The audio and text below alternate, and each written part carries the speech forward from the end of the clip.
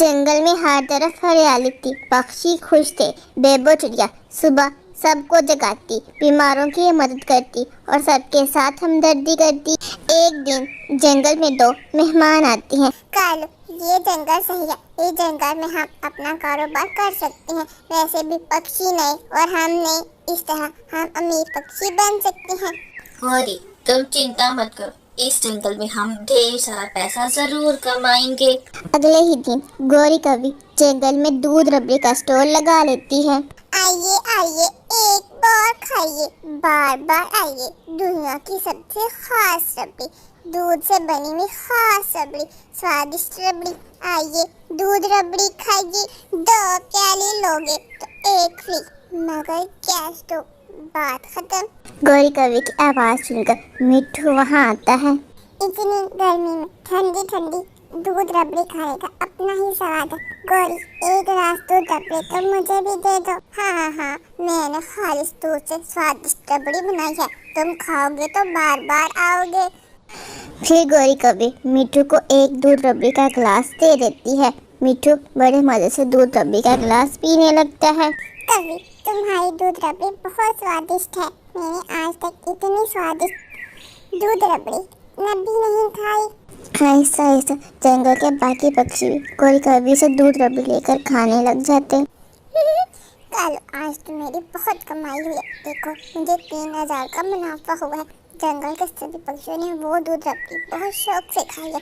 हाँ गौरी, अगर इसी तरह तुम दूध रबड़ी बेच रही तो बहुत जल्द हम जंगल में अमीर पक्षी बन जाएंगे और मैं एक सुंदर सा मोटरसाइकिल खरीदूंगा। नहीं कालू, सबसे पहले तो मैं सोने का सेट खरीदूंगी। वैसे भी ये आइडिया मेरा ही था। अगर हम असली दूध से बनी है दूध रबड़ी बेचते तो हमें इतना मुनाफा कभी नहीं होता। हाँ गौरी, ये तो तुमने सही कहा। वो रबड़ी असली दूध की नहीं है, बल्कि केमिकल दूध रबड़ी है, जिसमें खुशबू, रंग, जात तो था, लेकिन सेहत के लिए अच्छी नहीं है। तुम किसी भी पक्षी को 1 गिलास से ज्यादा गिलास पीने मत देना, वरना उनका पेट खराब हो सकता है। हाँ, मैं ध्यान रखूंगी। अगले दिन फिर से गौरी कवि जंगल में दूध रबड़ी बेचने के लिए चली जाती है। बेबो चिड़िया की छोटी बेटी गुड़िया दूध रबड़ी खाने के लिए वहाँ आती है।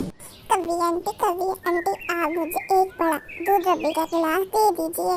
हाँ, छोटी चिड़िया की बेटी, मैं तुम्हें अभी स्वादिष्ट दूध रबड़ी का बड़ा गिलास देती हूँ। गुड़िया बड़े मजे से वो दूध रबड़ी का गिलास पीने लगती है।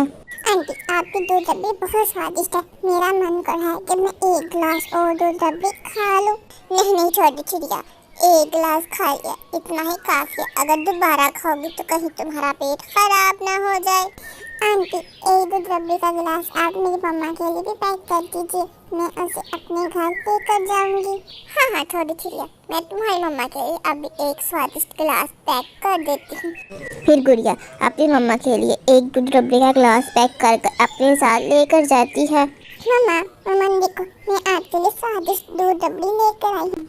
गुड़िया मेरी जान, मैंने अभी दाना खाया है, मुझे भूख नहीं लगी। ऐसा करो ये गिलास तुम ही पी जाओ। गुड़िया को तो वैसे भी दूध रबड़ी बहुत पसंद थी। वो खुशी खुशी वो दूसरा गिलास पी लेती है। थोड़ी ही देर के बाद गुड़िया के पेट में दर्द होना शुरू हो जाता है। मम्मा, मेरे पेट में बहुत दर्द हो रहा है। गुड़िया मेरी जान, तुमने खाया क्या था? मम्मा, मैंने कुछ भी नहीं खाया। मैंने आज सुबह उस गौरी कवि से एक दूध रबड़ी का गिलास पिया था, उसके अलावा और कुछ भी नहीं खाया। उन्हें कहो कि दूध रबड़ी, उस दूध रबड़ी में कुछ ना कुछ तो गड़बड़ जरूर है। कल जब मिट्ठू वो खा कर आया था तो उसके भी पेट में बहुत दर्द हो रहा था। मुझे देखना होगा कि वो कभी दूध रबड़ी में ऐसा क्या मिला है जिसे खाकर पक्षियों के पेट में इतना शदीद दर्द हो रहा है। बेबो चिड़िया गुस्से से कौवों के घर जाती है। कौवों की खिड़की से वो बैठकर कालू कौवे को मिलावटी दूध बनाता हुआ देख लेती है। बेबो चिड़िया गौरी कवि के दरवाजे पर दस्तक देती है। गौरी कवि अपने घर के बाहर आती है। दुष्ट कौवों, ये रबड़ी नहीं बीमारी है, सबको धोखा देना बंद करो।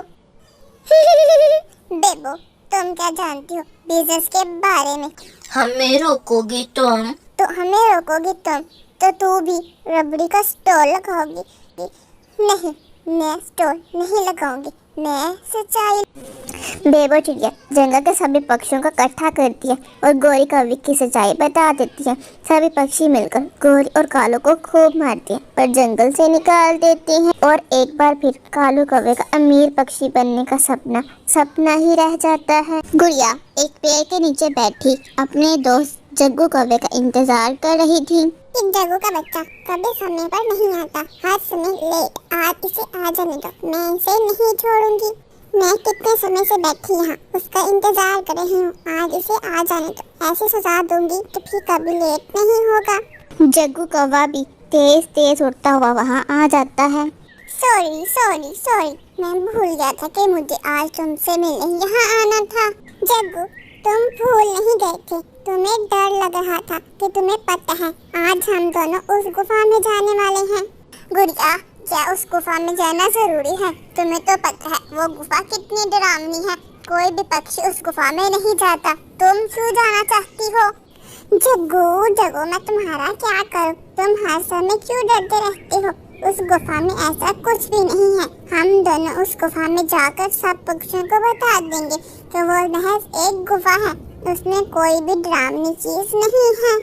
फिर वो दोनों उस गुफा की तरफ जाने लगते हैं। जग्गू और गुड़िया उस गुफा में पहुंच जाते हैं। वहां उन्हें एक पुरानी मशीन मिलती है। ओहो, ये तो एक टाइम मशीन है। गुड़िया नहीं, तुम उसे पंख मत लगाना। गुड़िया नहीं, और डरपोक चल आजा, देखते हैं इसमें ऐसा क्या है। गुड़िया नहीं, मुझे बहुत डर लग रहा है, उससे दूर रहो। जग्गू ये बस एक ड्रामा है, मैं बस एक बटन दबाती हूँ, देखो जरा क्या होता है। फिर गुड़िया आगे बढ़कर उस मशीन का एक बटन दबा देती है। गुड़िया ये तुमने क्या किया? ये मशीन तो चलने लगी, ये तुमने अच्छा नहीं किया। टाइम मशीन से एक लाइट निकलती है। फिर जग्गू और गुड़िया कहीं और टाइम मशीन के जरिए चले जाते हैं। फिर वो दोनों एक घने जंगल में पहुंच जाते हैं। गुड़िया ये हम कहाँ आ गए? ऐसा जंगल तो मैंने पहले कभी नहीं देखा।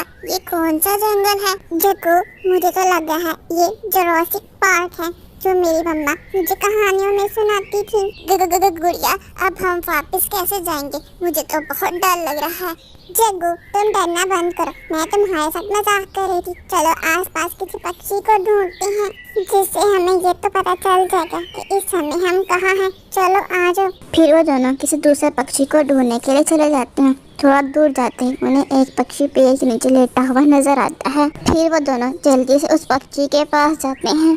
हमें आपकी सहायता की जरूरत है, आप हमें बता सकती हैं कि ये जगह कौन सी है और आप कौन हो? गुड़िया यहाँ से चलो, मुझे ये पक्षी सही नहीं लग रहा, देखो वो हमें किस तरह से देख रहा है। गुड़िया जग्गू की बात सुनकर कुछ डर जाती है और बड़े गौर से उस पक्षी को देखने लगती है। तुम दोनों मुझे इस जंगल को नहीं लग रही, मुझे बहुत भूख लग रही थी, आज मैं तुम दोनों को भून कर खा जाऊंगी। गुड़िया भागो वरना वो डरावनी पक्षी हमें भून कर खा जाएगी। जग्गू अब तो मुझे भी बहुत डर लग रहा है, मुझे लग रहा है कि हम बहुत बड़ी समस्या में फंस गए हैं। ये समय डरने का नहीं है, उस मशीन का बटन दबाओ, हमें जल्द से जल्द यहाँ से जाना होगा। फिर गुड़िया जल्दी से टाइम मशीन का फिर से बटन दबाती है। टाइम मशीन फिर से चलती है। गुड़िया और जग्गू फिर से टाइम मशीन से किसी और दिशा की तरफ चले जाते हैं। इस बार जग्गू और गुड़िया टाइम मशीन के जरिए फ्यूचर में चले जाते हैं। अरे वाह, ये तो पूरी फिल्म लग रही है। गुड़िया तुम्हें पता है ऐसी दुनिया तो मैं सिर्फ सपनों में दिखता था, मुझे अपनी आंखों पर विश्वास नहीं आ रहा कि मैं उस दुनिया में आ गई हूँ। ये दुनिया बहुत सुंदर है। जग्गू विश्वास तो मुझे भी नहीं आ रहा कि ये सब पक्षी पार से उड़ रहे हैं, ये सबने वाईफाई लगा रखी है। गुड़िया तुम कहना क्या चाह रही हो? मैं तुम्हारी बात नहीं समझ पाया। जग्गू तुम्हें पता है एक पक्षी आसमान में उड़ रहा है लेकिन वो अपनी पंख तक नहीं हिला रहा, लेकिन उसके बावजूद वो आसमान में कैसे उड़ रहा है? वेलकम, आपके पंखों की अपडेट बाकी है। आप मेरे रिसाइकिल रूम में आ जाइए, मैं आपके पंख बिल्कुल सुंदर और नए बना दूंगी। नहीं, हमें अपने पंखों की अपडेट नहीं करवानी, हमारे पंख बिल्कुल ठीक हैं। तुम हमारे जंगल के नहीं लग रहे, तुम लोग बहरूपिया हो, तुम्हारे पंख बिल्कुल पुराने पक्षियों की तरह हैं। गुड़िया भागो, हम फ्यूचर में आ गए हैं, ये पक्षी हमें कचरे में फेंक देंगे। फिर वो दोनों एक जगह छुपकर बैठ जाते हैं। जग्गू आप मुझे समझ नहीं आ रही, कभी फ्यूचर कभी पास्ट, ये हम कहाँ फंस गए। गुड़िया ये समय सोचने का नहीं है, जल्दी से इस मशीन का बटन दबाओ, हम यहाँ ज़्यादा समय तक नहीं रह सकते। फिर गुड़िया जल्दी से टाइम मशीन का बटन दबाती है। फिर वो दोनों टाइम मशीन से होते हुए वापस अपने जंगल में पहुंच जाते हैं। जग्गू मुझे तो समझ आ गई, माजी में तो सिर्फ जंगल ही जंगल था और मुस्तकबिल में सिर्फ मशीन है। असल मजा तो आज में जीने का है। हाँ गुड़िया तुमने सही कहा, आज जियो और खुश रहो। और मैंने कहा था ना मत छोड़ो मशीन को। खैर सबक तो हमने सीख ही लिया। हाँ बाबा जी आपने सही कहा, आज सिर्फ हम आज में ही जिएंगे। चलो जल्दी से घर चलें, इससे पहले कि हमारे घर वाले पूरे जंगल में हमें ढूंढने लग जाएं। फिर वो दोनों खुशी खुशी वापस चले जाते हैं। आप लोगों को ये कहानी कैसी लगी कमेंट कर जरूर बताइएगा। धन्यवाद।